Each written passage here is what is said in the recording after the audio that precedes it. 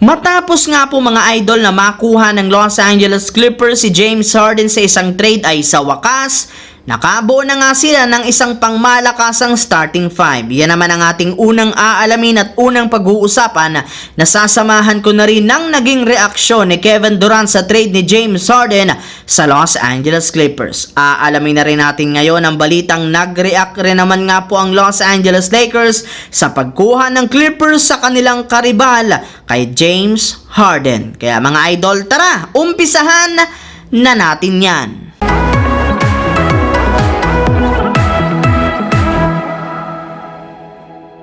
Matapos nga po mga idol ang matagal-tagal na paghihintay ay sa wakas na i-trade na rin naman nga po ng Philadelphia 76ers si James Harden papunta sa Los Angeles Clippers ngayong araw. Ayon nga po sa inilabas na balita ni Adrian Wojnarowski ng ESPN, nakuha nga po ng Clippers sina James Harden, PJ Tucker, Filip Petrovich kapalit ni na Marcus Morris, Nicolas Batum, Robert Covington, KJ Martin, multiple draft pick at ilang pick swap. Yes mga idol, buong bench at halos buong bench nga talaga ng Los Angeles Clippers ang kanilang isinakripisyo para lamang makuha si Harden mula sa 76ers at maisama lamang nila ito sa kanilang nabuong pinakabagong super team. Pero kahit man nga po napakaraming players ang ibinigay ng Clippers kapalit ni Harden, napanatili pa rin naman nga po nila ang lakas ng kanilang lineup gayong magkakaroon pa rin nga sila ng first five na bubuhin ni na Russell Westbrook,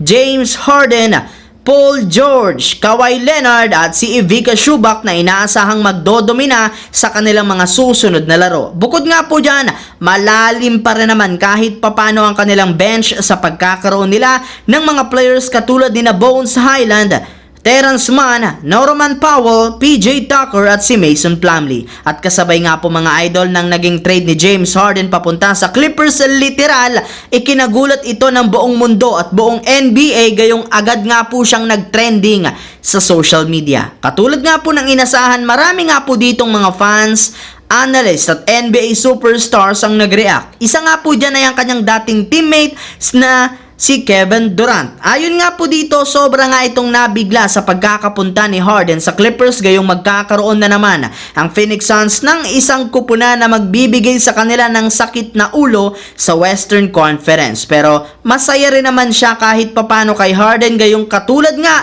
at natupad na rin naman nga po ang matagal na nitong pangarap at gusto na makaalis sa 76ers at makalipat sa Los Angeles Clippers kung saan makakasama nga po nito sa pangatlong sunod na beses ang kanyang dating teammate na si Russell Westbrook. Maliban nga po mga idol kay Kevin Durant, marami rin naman nga po sa mga Lakers fans ang hindi natuwa sa paglipat ni James Harden sa Clippers gayong kung inyo nga pong matatandaan, isa nga sana si Harden sa mga balak nilang kunin sa isang in-season trade base sa inilabas na balita noong nakarang araw. Bukod nga po dyan, nangangahulugan rin naman nga nito na mas magiging mahirap pa sa Lakers ang kanilang susunod na laban. Para nga po sa kaalaman ng lahat, Los Angeles Clippers na nga po ang sunod na makakalaban ng Los Angeles Lakers sa darating na November 2 at posible nga po na makapaglaro agad dito si James Harden. Kaya mukhang kailangan nga talaga ng Lakers na magseryoso laban sa bagong super team ng Clippers kung ayaw man nilang magtuloy-tuloy